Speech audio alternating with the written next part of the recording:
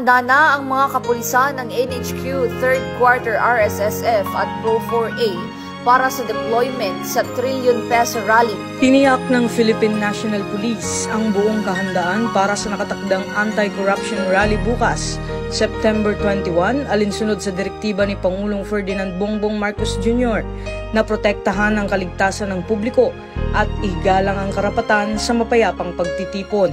Kasamang kapulisan yung ating tagubilin ng ating ama, ng ating hanay, ni CPNP, ng ating Regional Director at ang District Director. Pinakamataas na antas ng pagtitimpi o maximum tolerance. Maging professional tayo, igalang natin ang karapatan ng bawat isa. Sa ating mga kababayan po na nagrarally, panatilihin po nating maayos at payapa ang inyong pagrarally.